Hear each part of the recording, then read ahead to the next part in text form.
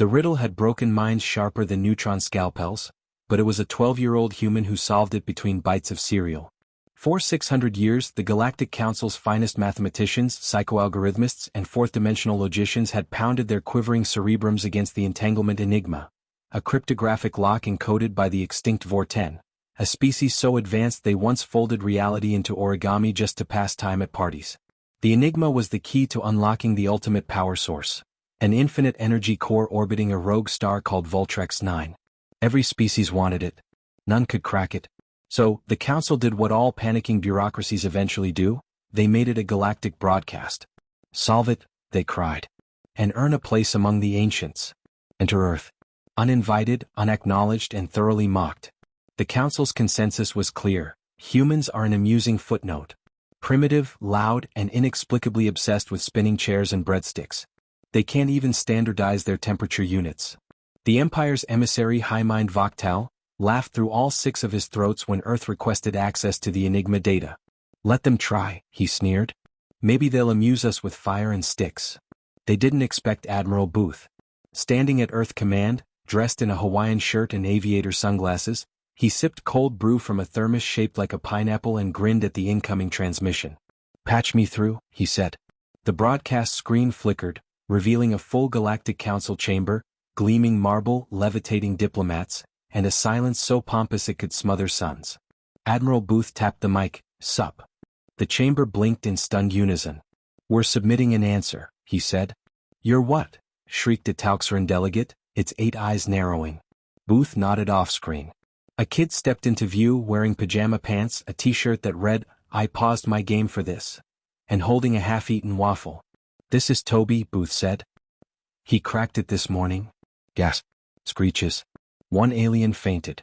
This is an insult to intellect, bellowed a Varnathi senator whose species solved calculus before they could crawl. Is it though? Booth replied. Kid got bored waiting for cartoons and figured out your math riddle with a pencil and a napkin. The chamber exploded in protest. Booth rolled his eyes. Upload complete. You'll find the riddle's been not just solved, but annotated. Toby added a poop emoji next to your error. Silence. Then alarms. Glowing glyphs flashed red as the Council's AI confirmed. The solution is correct. Highmind Vaktal shrieked. That's impossible. That solution requires a 5th-layer logic inversion and paradox harmonics. A human child cannot. He did, Booth interrupted, taking another sip. So, about that infinite energy core? You cannot claim it, shouted a delegate. The rules demand a ceremonial exchange and... Already sent a drone, Booth said, waving casually. It's licking the power node as we speak. Our scientists call this, doing it live. You'll bring imbalance. Chaos. Booth leaned closer. Buddy, we brought snacks. Balance is for gymnasts. Earth's turn now. He ended the transmission. Behind him, Toby yawned. Can I go finish my game now? Booth ruffled his hair. In a minute. First, we let the galaxy freak out. Far across space, the Council went into emergency session. Empires raged. Codes were rechecked. The fact stood. The humans had won. By accident. Through a child. And now, Earth controlled the most powerful energy source in the known galaxy. Admiral Booth turned to his aides. Let's make it weird. How weird, sir? I want their Space Nobel Committee to file a restraining order. I want a diplomatic incident involving a bear, a mariachi band, and at least one balloon animal. He paused. Also, he said, eyes gleaming with mischief, let's send the kid's napkin to the Council. Frame. With a post-it that says, nice try. Earth wasn't just arriving on the galactic stage. Earth was stage diving into it. A week after Toby's napkin destroyed 6 centuries of alien ego, the galaxy was still reeling. The Varnathi held an emergency pride stabilization ritual. The Zerg-Mali declared humans a Class 7 comedic hazard.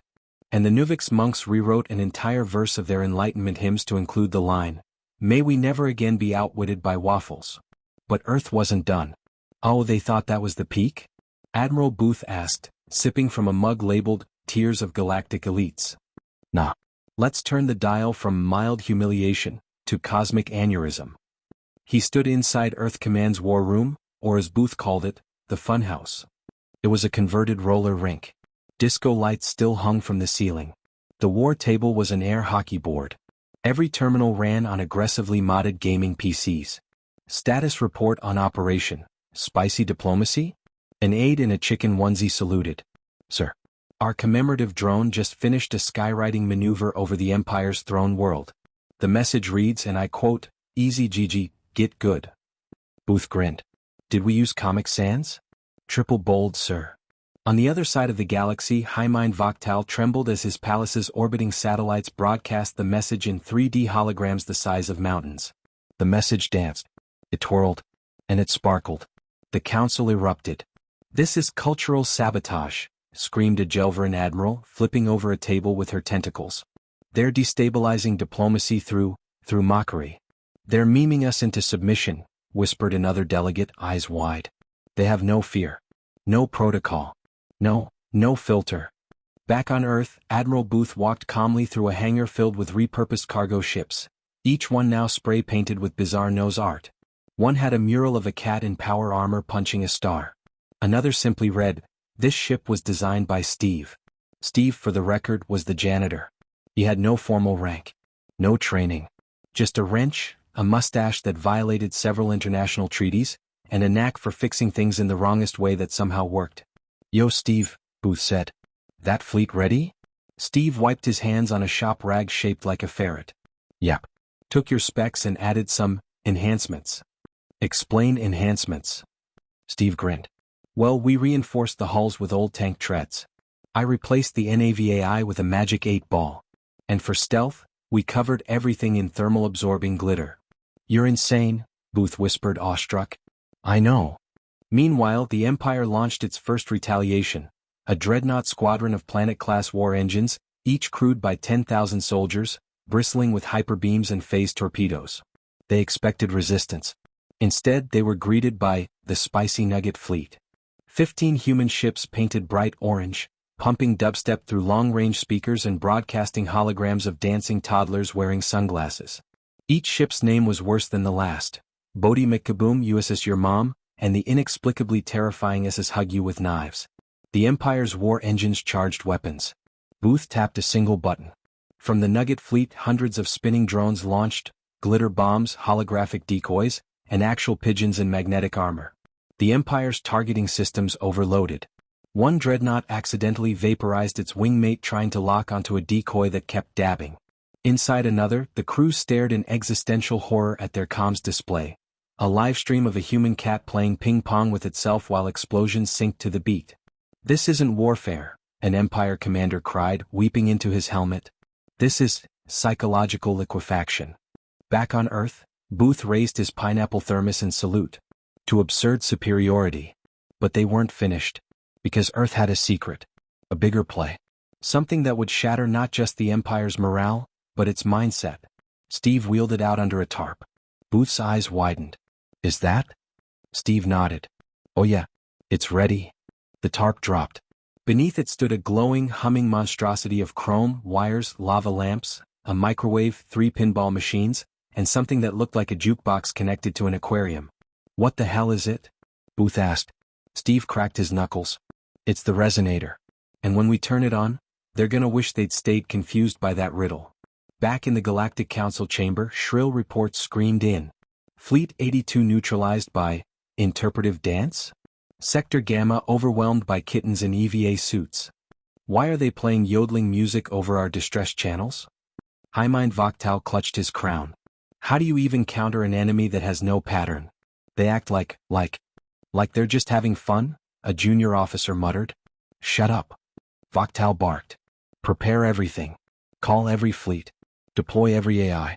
We end this madness before it consumes us all." Too late.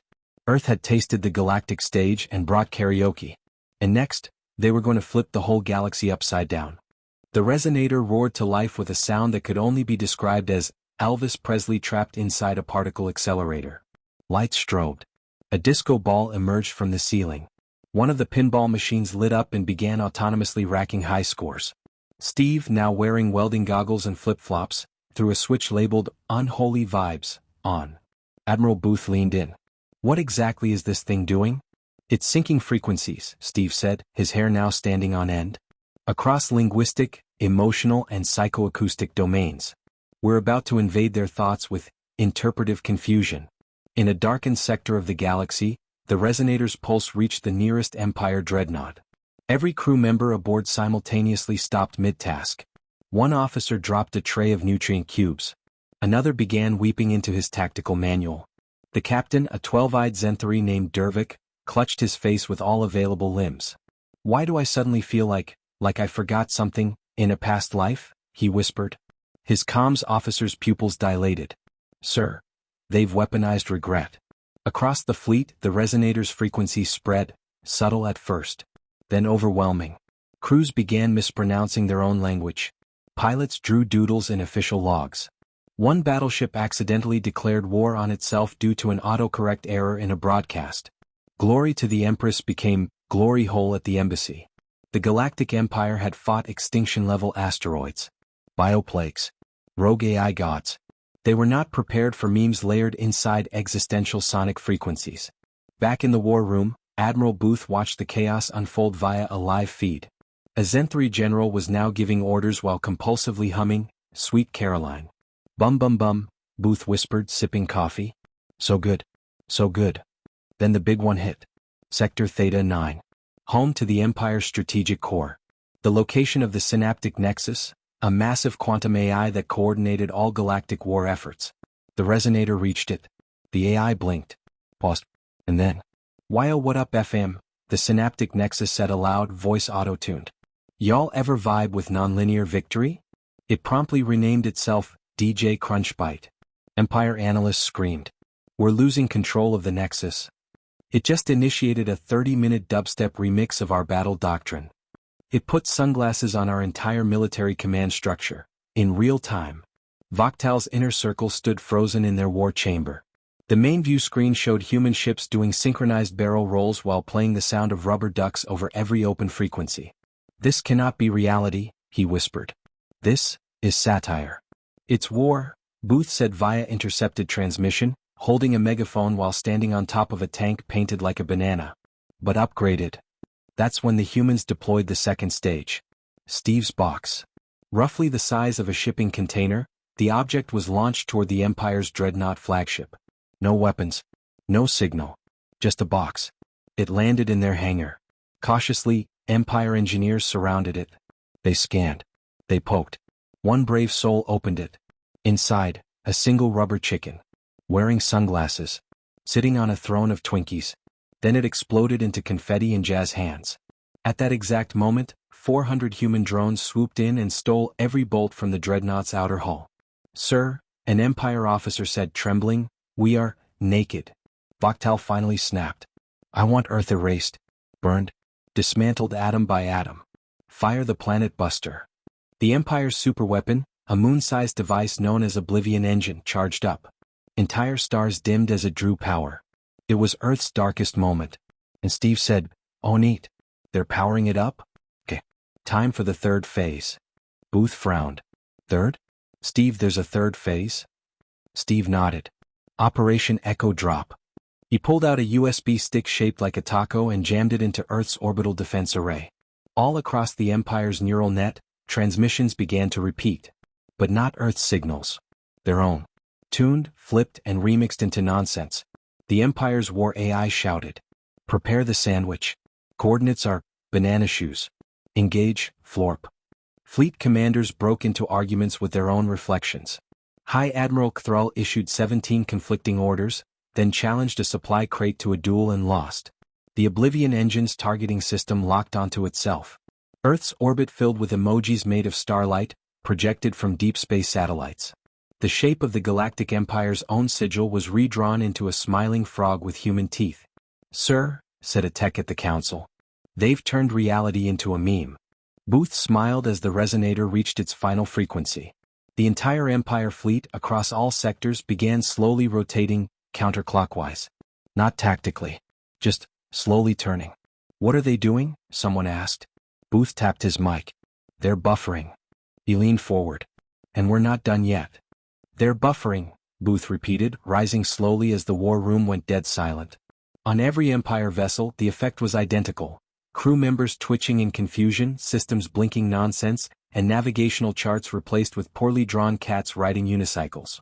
"Sir," one of the human techs whispered, "we're getting telemetry from the Zen-3 flagship. Their mainframe is asking for a juice box?" Booth nodded solemnly. Phase 4. Steve pulled out the last device, a small, cracked iPhone from 2009. "Wait, that's real?" Booth said, genuinely concerned. "Oh yeah," Steve grinned. "Loaded it with Earth's deadliest virus." He tapped the screen.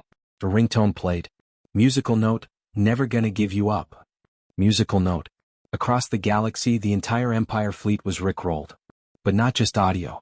The resonator's final act synchronized every enemy ship's lights, alerts, and even life support cycles to the beat. Rick Astley's voice echoed through the minds of billions of elite alien soldiers who had never been emotionally vulnerable in their lives. They dropped their weapons. They questioned their careers. A Zen-3 admiral removed his medals and wept. He promised he'd never give us up, and yet we gave up ourselves. Then came Earth's final move. Booth gave the order. Deploy the propaganda torpedoes. Each sleek warhead streaked into enemy territory and exploded into high-resolution 4K advertisements for Earth's finest exports. A man deep-frying cheese while shouting "Freedom." A bald eagle riding a Harley-Davidson through a McDonald's drive-thru. A toddler in aviators slapping a pie and declaring, "We don't negotiate." These were not weapons. They were statements. The final broadcast from Earth went live moments later, on every channel and every language. Steve appeared on screen. Behind him, a wall of lava lamps. He was sipping a smoothie and wearing a cape made from IKEA bags. He cleared his throat. "To the esteemed Galactic Empire," he said, putting on pixelated sunglasses. "Thank you for your participation in Earth's first interstellar improv war." He clicked a remote. A slide showed up. Earth, 1, Empire. "We fought with memes, with ducks, and with disco. You brought dreadnoughts. We brought snacks. You weaponized fear. We weaponized confusion." Steve leaned in close. "And we won." Behind him, the Earth's fleet activated their final gambit, the T-pose protocol. Every human ship extended wings, arms, and solar panels into a universal T-pose. A clear, visual sign of dominance. Billions across the galaxy watched in horror and awe as Earth's fleet asserted its dominance through coordinated awkwardness. A Zen-3 child whispered, "I yield," and thousands followed suit. The Empire's command ships began blinking out, retreating, recoiling, and resigning from galactic affairs entirely. Admiral Vaktal, stripped of rank and now wearing a birthday hat, courtesy of hacked uniform protocols, slumped in his throne. "They're not a species," he whispered. "They're a genre." Human ships lined up in orbit over Earth, forming a peace sign. Back on Earth, in the war room, Booth raised a glass. "To strategic absurdity." Steve nodded. "To not taking war too seriously, and still winning." A new transmission opened, broadcast to every starfaring civilization. Steve stepped forward, now wearing Crocs, holding a goldfish bowl. "This concludes Earth's first galactic trial by combat. We accept your surrender, your snacks, and your Spotify playlist. But remember..." He leaned in one last time, gaze locked with every alien who dared watch. "We're not the weirdest humans. We're just the first ones you met." Mic drop. Microphone end. Want more battles of absurd brilliance and cosmic chaos? Smash that subscribe, drop a like, and remember, never bring seriousness to a meme fight.